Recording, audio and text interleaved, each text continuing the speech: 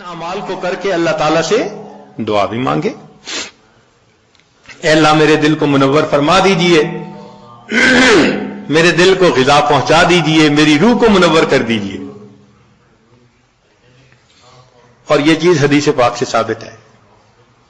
نبی علیہ السلام جب فجر کی سنتیں ادا فرما کے مسجد میں تشریف لے جاتے تھے تو حدیث پاک میں ہے کہ راستے میں نبی علیہ السلام دعا مانگتے تھے، اللہم اجعل فی قلبی نورا وفی بصری نورا وفی سمعی نورا وفی وعن یمینی نورا وعن شمالی نورا ومن خلفی نورا ومن امامی نورا واجعلنی نورا، اللہ مجھے ہی نور بنا دے۔ اب یہ دیکھیے کتنی اہم بات ہے، ہم میں سے کتنوں کا معمول ہے اس دعا کو پڑھنا؟ اللہ ماشاء اللہ بہت کم لوگ ہوں گے جو باقاعدہ پڑھتے ہوں گے۔ اللہ کے حبیب صلی اللہ علیہ وسلم نے تو ہمارے لیے یہ دعا سکھائی ہمیں۔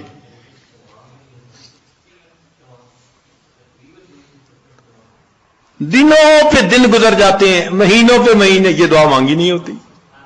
اللہ کے حبیب صلی اللہ علیہ وسلم دعا مانگ رہے ہیں، اللہم اجعلنی، اللہ مجھے ہی نور بنا دے۔ آج وقت ہے اس نور کو حاصل کرنے کا۔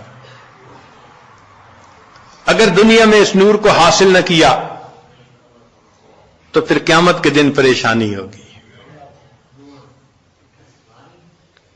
اس لیے جو نیک کام کرتا ہے، شریعت و سنت کی اتباع کرتا ہے، اللہ تعالیٰ کا قرب حاصل کرتا ہے تقوی کے ذریعے، تو فرمایا افمن کان میتن فاحییناہ، اور وہ جو مردہ تھا اس کو ہم نے زندہ کیا، وجعلنا لہ نور، اور اس کو ہم نے نور عطا کیا، یمشی بہ فی الناس، اس نور کو لے کے وہ انسانوں میں چلتا ہے اور دین کی دعوت کا کام کرتا ہے۔